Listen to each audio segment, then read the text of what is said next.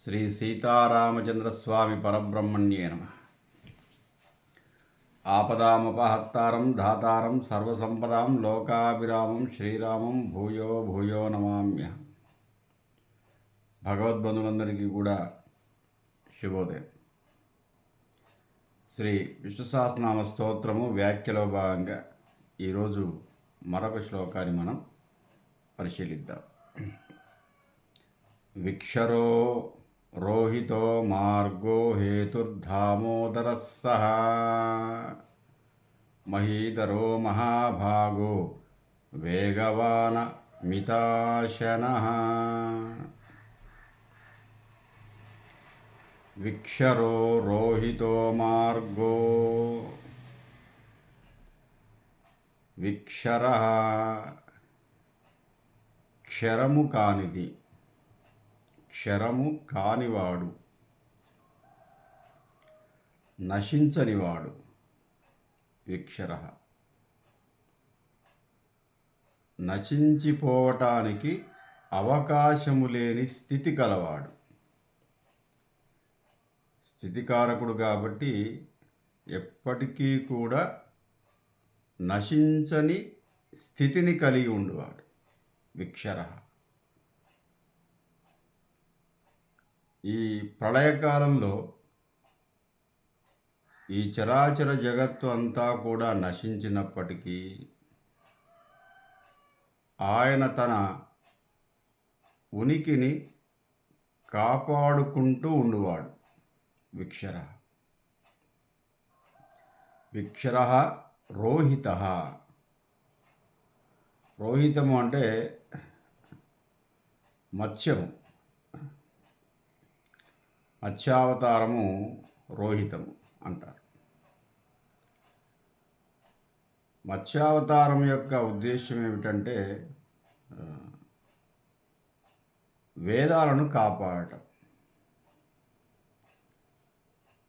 సోమకాసురుడు బ్రహ్మ దగ్గర నుంచి వేదములను తీసుకువెళ్ళి సముద్రంలో పడేస్తాడు. అది మత్స్యావతారంలో ఆ వేదాలను రక్షిస్తాడు శ్రీ మహావిష్ణువు. దీని ఉద్దేశం ఏమిటంటే వేదము అంటే మనం ధర్మం, వేదము అంటే జ్ఞానం. ఎక్కడైతే ధర్మఘాతకులు ఉంటారో వారిని ఏదో రకంగా శిక్షించువాడు. అధర్మ ప్రవర్తనలను ఎప్పుడూ కూడా శిక్షించటంలో అవతారాలను ధరిస్తూ ఉంటాడు శ్రీమన్నారాయణ. సోమకాసురుడు లాంటి వాళ్ళు వేదానికి వ్యతిరేకం. వేదము సర్వ విజ్ఞానమయము. వేదం అనేది అన్ని యుగాల్లో కూడా మనకు చెప్పబడ్డటువంటి కృతయుగము, త్రేతాయుగము, ద్వాపరయుగము, అన్ని యుగాల్లో కూడా వేదము ప్రామాణికం. వేదం అనేది ఒక కల్చర్. దాంట్లో నుంచే మనకు ఇప్పుడు హిందూ కల్చర్ వచ్చింది. హిందూ సంస్కృతి సాంప్రదాయాలన్నీ కూడా వేదంలో వర్ణింపబడ్డాయి. అంటే ఒక సామాజిక జీవన విధానం అంతా కూడా వేదంలో చిత్రీకరించబడింది. వేదం అనగానే ఏదో దైవ సంబంధమైన స్తోత్రాలు, యజ్ఞయాగాది క్రతువులకు సంబంధించిన వివరణ అవే కాదు. అవి వాళ్ళ కాలంలో ఆచరింపబడ్డ పూజలు. అప్పుడు ఏ విధంగా ఉండేవాళ్ళు అంటే వాళ్ళ కల్చర్లో ఇలాంటి పూజలు ఉన్నాయి, ఇలాంటి యజ్ఞాలు ఉన్నాయి, ఇలాంటి క్రతువులు ఉన్నాయని చెప్పటం కోసం. కానీ వేదమంతా ఏదో పూజా సంబంధమైన మంత్రమేం కాదు. వేదంలో వేదకాలములో ప్రజల జీవన విధానాన్ని వర్ణింపబడింది. వేద సంస్కృతి. ఇప్పుడు హరప్ప, మొహంజోదారో సంస్కృతి, ఈజిప్ట్ నాగరికత, ఇట్లా మనం ఎట్లాగైతే చెప్తున్నామో అదొక నాగరికత. ప్రజల జీవన విధానం, ప్రజలు ఎలా జీవించారు, వాళ్ళ ఆచార వ్యవహారాలు ఏంటి, వాళ్ళ అలవాట్లు ఏమిటి, వాళ్ళు ఏ దేవుడిని పూజించేవాళ్ళు, పూజా విధానంలో ఉన్నటువంటి తారతమ్యాలు, విశేషాలు అవన్నీ కూడా వేదంలో వర్ణింపబడ్డాయి. వేదం అనేది ఒక కాన్స్టిట్యూషన్ అప్పుడు. ఒక రాజ్యాంగం. వాళ్ళు దానికి అనుగుణంగా జీవించారు. అంతే. రాజ్యాంగానికి అనుగుణంగా జీవించారు. అలా జీవిస్తున్న సమయంలో రాజ్యాంగానికి వ్యతిరేకంగా కూడా ఎప్పుడూ ఉంటారు. రాజ్యాంగ వ్యతిరేక శక్తులు అంటాం కదా! రాజ్యాంగాన్ని వ్యతిరేకిస్తూ రాజ్యాంగాన్ని భ్రష్టు పట్టించేటటువంటి సంస్థలు, సమూహాలు, వ్యక్తులు ఎప్పటికీ ఉంటారు. అయితే అప్పుడు చాలా తక్కువ ఉండేవాళ్ళు. ఎవడో ఒకడు సోమకాసులు లాంటి వాళ్ళు అక్కడక్కడ ఉండేవాళ్ళు తప్ప ఇప్పట్లాగా సమూహాలు ఉండేవి కావు. కాబట్టి సోమకాసుడు ఏం చేశాడంటే ధర్మ వ్యతిరేకి వాడు. వేదాన్ని వ్యతిరేకించటం అంటే ధర్మాన్ని వ్యతిరేకించడం, వేద రాజ్యాంగాన్ని వ్యతిరేకించడం. దానివల్ల ఏంటంటే ఈ రాజ్యాంగ గ్రంథాన్ని తీసుకువెళ్ళి వాడు నీళ్ళలో కలిపేశాడు. ఆ సమయంలో వేదాన్ని పునరుద్ధరించటం, ధర్మాన్ని కాపాడటం భగవంతుడి యొక్క బాధ్యత కాబట్టి మత్స్యావతారాన్ని ధరించి చేప రూపంలో సోమకాసురుడు తీసుకువెళ్ళినటువంటి 4 వేదాలని కాపాడి మళ్ళీ తీసుకొచ్చాడు. రాజ్యాంగ ప్రతిని ఎవరైతే పాడు చేస్తారో వాడు సామాజిక వ్యతిరేకి. ఈ మధ్యన చాలా సందర్భాల్లో రాజ్యాంగ పుస్తకాలని తగలబెట్టడం చూస్తున్నాం. వ్యతిరేకత ఉండవచ్చు, కానీ మెజారిటీ పీపుల్ ఎక్కడైతే ఆమోదిస్తున్నారో అది రాజ్యాంగబద్ధం అంతే. ఎక్కువ మంది ఏ నిర్ణయం తీసుకుంటారో ప్రజలు అది రాజ్యాంగబద్ధమైపోతుంది. దాన్ని తప్పకుండా పాటించాల్సిందే. రాజ్యంలో నివసిస్తున్నటువంటి పౌరుల యొక్క విధి అది. పౌరునికి బాధ్యతలు ఎట్లున్నాయో విధులు ఉన్నాయి. పౌరుని విధి ఏమిటంటే రాజ్యాంగాన్ని తప్పకుండా అనుసరించాల్సిందే. ఎందుకంటే ఎక్కువ మంది దాన్ని నిర్ణయం చేశారు కాబట్టి. కొన్ని మనకు ఇష్టం లేకపోవచ్చు రాజ్యాంగం. ఇప్పుడు వేదంలో ఏదో కులాల ప్రసక్తి ఉందని చెప్పేసి వేదాన్ని వ్యతిరేకించే వాళ్ళు ఉన్నారు. తప్పేం లేదు. అన్నీ ఇష్టం కావాలని ఏముంటుంది. కాబట్టి ఏదో కులాల ప్రసక్తి ఉంది, చాతుర్వర్ణ్య వ్యవస్థ ఉందని చెప్పేసి వ్యతిరేకించే వాళ్ళు ఉన్నారు. కానీ విమర్శించవచ్చు, కానీ ధిక్కరించవద్దు. విమర్శ చేయవచ్చు. ఇది కొంచెం ఇబ్బందిగా ఉంది, ఇది బాగలేదు అని చెప్పవచ్చు తప్ప ధిక్కరించడానికి వీలు లేదు రాజ్యాంగ శాసనాలని. ఇప్పుడు కూడా ఉన్నాయి కదా మన రాజ్యాంగంలో, కులాల ప్రసక్తి ఉంది కదా. దాంట్లో మళ్ళీ ఏబిసిడి అని చెప్పుకుంటున్నాం కదా. OC, BC, SC, ST, SC ABCD, BC ABCD ఇవన్నీ మనం పెట్టుకున్నాం కదా. అంటే ఏదో ముందుకు వెళ్ళడానికి ఏదో పెట్టుకున్నాం. దాన్ని విమర్శించవచ్చు ఇష్టం లేనివాడు, కానీ ధిక్కరించడానికి వీల్లేదు. అదే శాసనం అంటే. దాన్ని పాడు చేయడానికి కూడా వీల్లేదు. ఒకవేళ అట్లా మనకు ఇష్టం లేకపోతే దాన్ని మనం వ్యతిరేకించి దాని ఇష్టమైన రీతిలో రాజ్యాంగాన్ని సవరణ చేయడానికి కావలసినటువంటి ఉద్యమాన్ని చేయవచ్చు. అప్పుడు కూడా వేదానికి వ్యతిరేకంగా చాలామంది విన్నవించుకున్నారు. ఇది ఇబ్బందికరంగా ఉంది అంటే దాన్ని సవరణ చేస్తూ మళ్ళీ వేదాన్ని పునః రాసిన సందర్భాలు ఉన్నాయి. వేదవ్యాసుడు అదే పని చేశాడు. వేదంలో కొన్ని ఇబ్బందికరమైన విషయాలు ఏమైనా ఉన్నట్టయితే దాన్ని క్రోడీకరించి ఏం చేశాడంటే దాన్ని 4 వేదాల్ని, అందుకే వేదవ్యాసుడు అని పేరు వచ్చింది. ఆయన అసలు పేరు కృష్ణద్వైపాయనుడు. వేదాలను రాసిన తర్వాత, అంటే వేదాన్ని విభజించిన తర్వాత ఆయనకు వేదవ్యాసుడు. వ్యాసుడు అంటే విభజించినవాడు. ఋగ్వేదము, యజుర్వేదము, సామవేదము, అథర్వవేదం ఇలా విభజించేసి ఒక క్రమ పద్ధతిలో మళ్ళీ రాజ్యాంగాన్ని సవరించాడు ఆయన. రాజ్యాంగ సవరణకర్త. అట్లాగే వీడికి నచ్చని విషయం ఏదో ఒకటి ఉందని చెప్పేసి ఈ తీసుకుపోయి రాజ్యాంగ ప్రతి ఏదైతే ఉందో వేదం అనేటువంటి రాజ్యాంగాన్ని నీళ్ళల్లో పడేశాడు. అప్పుడు మత్స్యావతారంగా వేదాన్ని కాపాడాడు. వేదాన్ని కాపాడటం అంటే కల్చర్ని కాపాడటం. కల్చర్ ఎప్పుడైతే భ్రష్టు పడుతుందో దాన్ని సంస్కరించే వాళ్ళు ఉంటారు. ఇప్పుడు మన కల్చర్లో కొన్ని మధ్యలో వచ్చినటువంటి ఉన్నాయి కొన్ని బాల్య వివాహాలు. వాస్తవానికి రామాయణంలో కానీ మహాభారతంలో కానీ బాల్య వివాహాలు ఏమీ లేవు. వివాహం కాకుండా అట్లాగే ఉండిపోయిన వాళ్ళు ఉన్నారు. 35 ఏళ్లకు 40 ఏళ్లకు పెళ్లి చేసుకున్నారు. బాల్య వివాహాల ప్రసక్తి ఎక్కడ మనకు కనిపించదు రామాయణంలో మహాభారతంలో. కానీ మధ్యయుగంలో మళ్ళీ మనకు బాల్య వివాహాలు వచ్చాయి. అది కొంచెం ఇబ్బందికరంగా ఉందని చెప్పి దాన్ని సంస్కరించిన వాళ్ళు ఉన్నారు. రాజా రామ్మోహన్ రాయ్ లాంటి వాళ్ళు, గురజాడ అప్పారావు వంటి వాళ్ళు ఉన్నారు.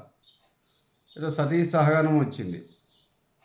మనకు వేదంలో సతీ సహగమనం లేదు, ఎక్కడ కూడా మనకు కనిపించదు. అతి పురాతన కాలంలో లేదు, మధ్యలో వచ్చేసింది.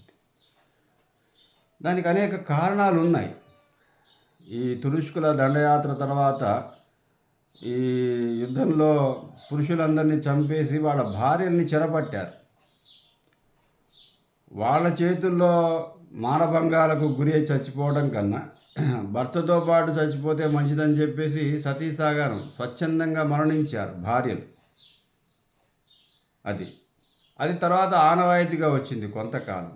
సరే, అది కూడా కొంత సామాజిక రుగ్మత కాబట్టి దాన్ని పరిష్కరించిన వాళ్ళు ఉన్నారు. ఎక్కడైతే సంస్కృతి సాంప్రదాయాల్లో కొంత వ్యతిరేకత ఉంటుందో, అలడి ఉంటుందో, సమాజానికి ఇది కొంచెం చెడు చేస్తుందంటుంటే సంస్కరించిన వాళ్ళు ఉన్నారు. అట్లాగే వేదం కూడా అనేక సందర్భాల్లో సంస్కరించబడింది. సంస్కరిస్తూ ఉన్నారు కాబట్టే కొన్ని వేల సంవత్సరాలు ఆ రాజ్యాంగం అమల్లోకి ఉంది. కొన్ని వేల సంవత్సరాలు.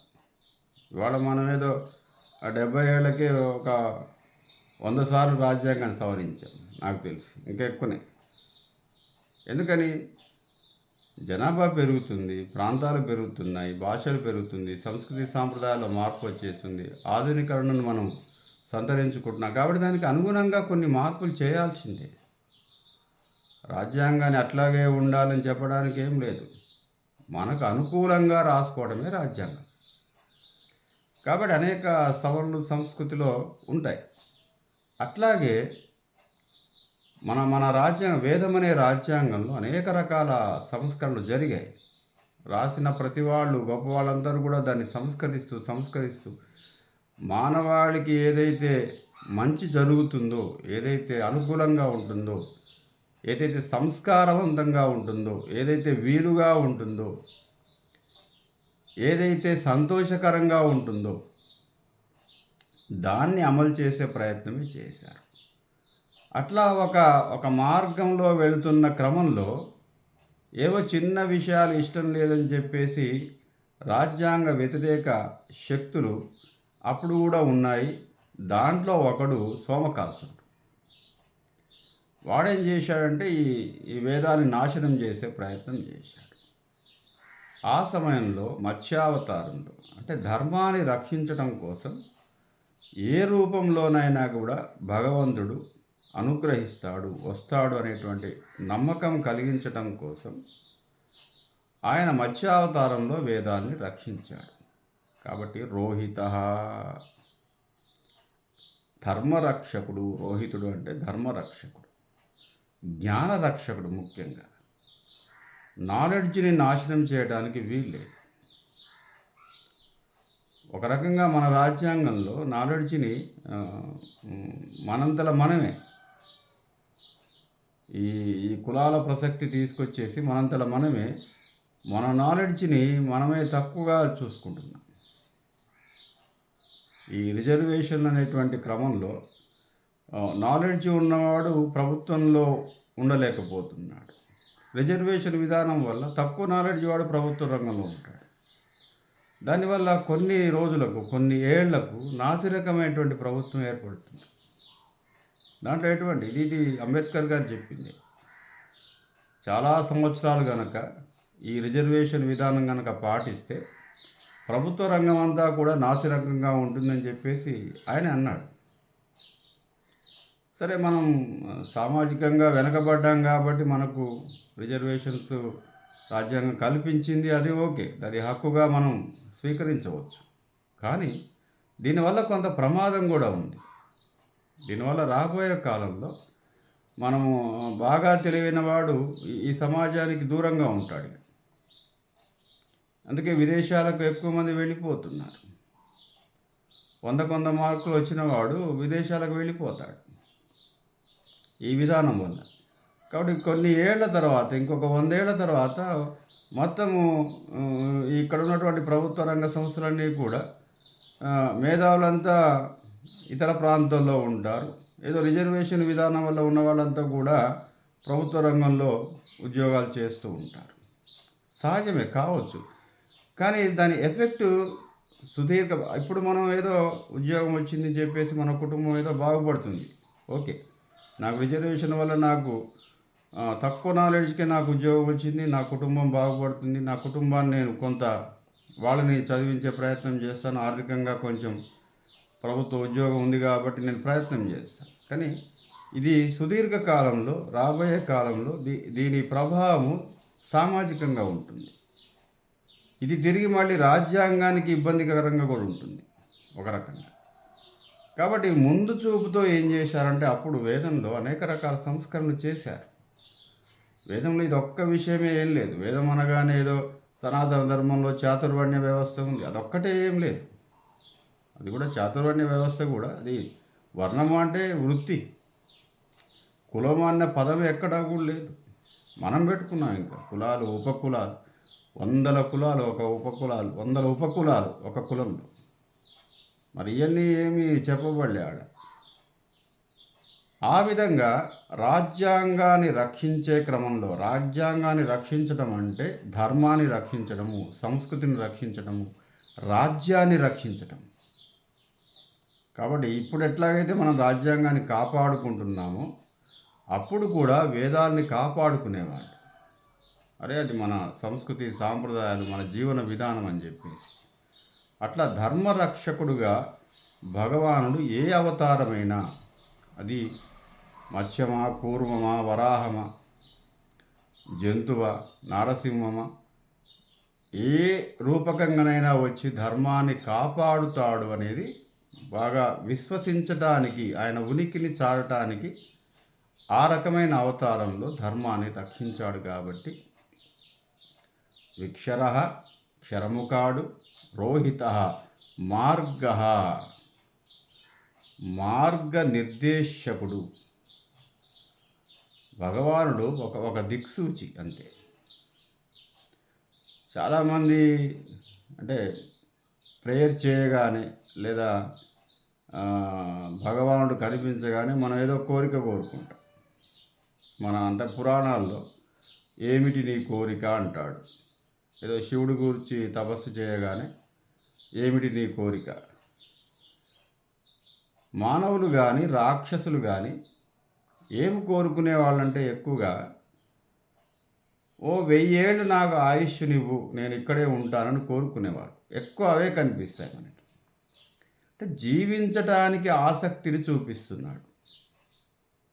ఎక్కువ కాలం ఈ భూమి మీద ఉండే విధంగా ఓ దేవుడా నన్ను దీవించు, నాకు ఆ వరం ఇవ్వు. లేదా ఎక్కువ సుఖపడడానికి కావలసిన, నాకు ఐశ్వర్యాన్ని ఇవ్వు, నాకు ధనాన్ని ఇవ్వు, నాకు సుఖభోగాలను ఇవ్వని చెప్పేసి కోరుకున్న సందర్భాలు ఉన్నాయి. ఏవో ముముక్షులైనటువంటి ఋషులు తప్ప. ఋషులు మోక్షాన్ని అడిగారు, లేదా స్వామి నీలో ఐక్యమైపోయేటువంటి మార్గాన్ని చూపించండి అని అడిగాడు. లేదా నాకు ఏ కోరిక లేదు స్వామి, నిన్ను ఒకసారి చూడడానికే నేను తపస్సు చేశాను అనేవాళ్ళు ఉన్నారు. వాళ్ళు తప్ప మిగతా మానవులు కానీ రాక్షసులు కానీ భగవాన్ని ప్రేయర్ చేశారంటే ఆయుష్ను, సంపదను, సుఖాన్ని అడిగారు. ఎక్కువ కాలం జీవించాలి, ఎక్కువ కాలం సంపదతో ఉండాలి, ఎక్కువ కాలం ఆ సంపదతో సుఖపడాలి. ఈ 3 కోరికలే మనకి ఎక్కువగా పురాణాల్లో కనిపిస్తున్నాయి. ఇట్టి కోరికలు నెరవేర్చడానికి మార్గనిర్దేశకుడు ఇవి కూడా తీరుస్తాడు. అయితే స్వయంగా ప్రత్యక్షమై ఇప్పుడేదో నాకు ఐశ్వర్యం కావాలి దేవుడా అంటే ఏదో మన కుచేరుడికి ఇచ్చినట్టుగా ఇవ్వడు. కలియుగంలో ఆ అవకాశం లేదు. కుచేరుడి కంటే ఏదో అటుకులు తీసుకొని ఆ స్నేహ కృతజ్ఞతాభావంతో ఆయనకు అష్టైశ్వర్యాలు ఇచ్చారు. ఒకేసారి బంగారము, తర్వాత రకరకాల రత్నాలు అవన్నీ కూడా ఇచ్చాడు ఐశ్వర్యం. కానీ అట్లా కలియుగంలో సాధ్యం కాదు. ఏమి సాధ్యమవుతుందట కలియుగంలో? సరే, మనకేదో కోరిక ఉంది, కోరికతోటి మనం ప్రేయర్ చేశాము.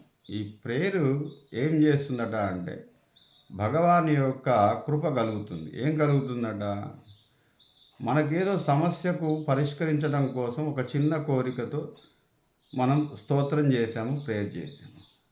ఆ కోరిక నెరవేరటానికి మార్గ ఒక ఉత్తమమైన మార్గాన్ని ఇచ్చే ఆలోచనను మనకిస్తాడు. ఈ ఆలోచన ద్వారా ఆ మార్గంలో వెళితే ఆ కోరిక తీరుతుంది. అంతే. భగవాను యొక్క అనుగ్రహం అంతే. ఇక భగవానుడు మనకు అనుగ్రహించాడంటే ఒక ఆలోచన ఇస్తాడు. ఒరే నాయన, ఈ మార్గంలో వెళితే నీకు ఈ కోరిక తీరదు. ఏదో స్వామి నాకు ఉద్యోగం కావాలి, అరే ఈ మార్గంలో వెళితే తీరదురా నాయన. ఒక ఫ్లాష్, ఒక కోరిక, ఒక సెకండ్లో ఒక ఆలోచన ఇస్తాడు. అరే వీడికి చాలా రోజుల నుంచి నన్ను ప్రేయర్ చేస్తున్నాడు, వీడికి ఉద్యోగం కావాలి, కానీ వీడి చదివే మార్గమేమో ఒక రకంగా ఉంది, బాగానే చదువుతున్నాడు కానీ మార్గం ఇది కాదు.